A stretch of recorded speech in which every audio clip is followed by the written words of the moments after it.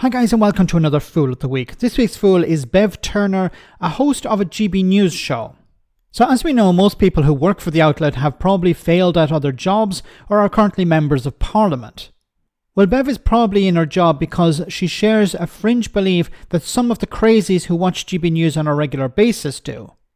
So in 2021, she attacked the rollout of the COVID-19 vaccine. She also suggested that climate change and those promoting action support a climate lockdown, and recently she threw her support behind charlatan and grifter Russell Brand following accusations he assaulted women in public. So here she was repeating Russian talking points because, well, that fits the profile. Have a listen. Trump, if he's talking about dictators, might have acknowledged that in the last Russian election in 2024, Putin got 88% of the vote. Really? Well, it's not only that. I mean, let's not forget Putin has quite literally murdered many of his political opponents, including Navalny. He literally set up stooges, people calling themselves, looking very like different ones of his opponents. So the whole thing has been completely fixed for many years. Putin is the archetypal dictator. He has quite literally rigged every media organization, murdered the journalists, and murdered his political opponents. One of the things I love about GB News is you say things that I regularly disagree with. And it means I have to think, I have to be challenged, I have to come up with arguments as to why I think I'm right, or if I'm wrong, change my mind. There's none of that in Russia. Absolutely none of it. People like you, I'm afraid, Bev and Andrew, you end up in prison or murdered. I will sit here and disagree with you on this one, Tom, because when Zelensky won in 2014, he won as a peace president, that he was going to sign the Minsk Accords, which would have brought... say that again? Sorry, the Minsk Accords were agreed. The Minsk II was agreed. But the problem is that Russia then invaded in 2022, violating the Minsk Accords. But what do you think? No. You don't say, what do you think? You don't move on. You acknowledge that you were wrong.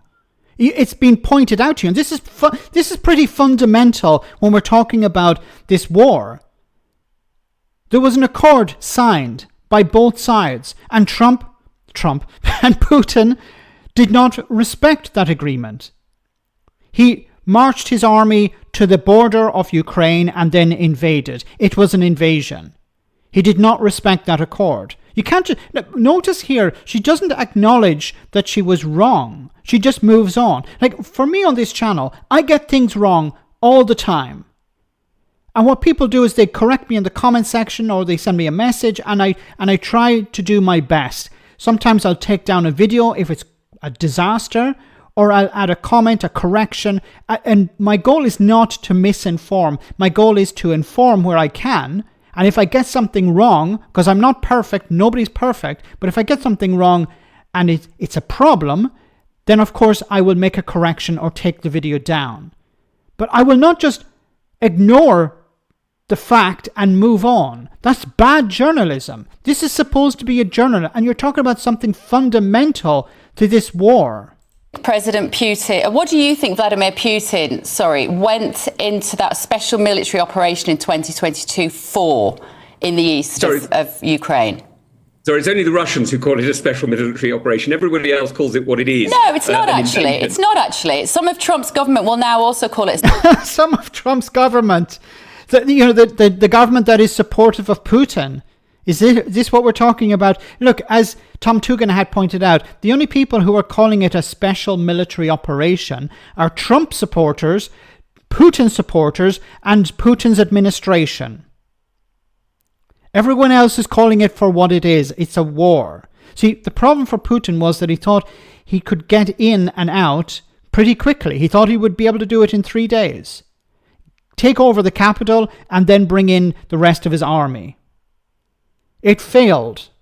The reason he used a special military operation and not a war was because he was able to sell it to the public as not a war, because he didn't want to say, I'm going to war with Ukraine. It was supposed to be just a special military operation, because also if it was a war, he would have to mobilize the country, and that would not be very popular. So it was designed to be a 3-day operation, get into Kiev, take over, put a puppet in charge, and then bring in the armed forces if there was any resistance. a special military operation, because they will say if he deliberately wanted to go in and take over Ukraine, he wouldn't have sent in so few troops. If he wanted ambition to take over the whole of Ukraine, he could have done that, and he didn't do that. He was trying to force a negotiation to the table, surely. No, that's not true, Bev. That is completely rewriting history. It isn't. He sent shock troops. No, Bev, come on. You were wrong before, and you did not acknowledge that error.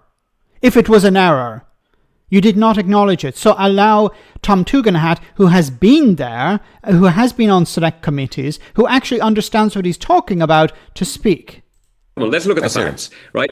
He sent shock troops into the airport just outside Kiev, thinking it would be a really easy run. He thought that his armoured columns would get through all the way to Kiev, coming from Belarus. It was completely clear.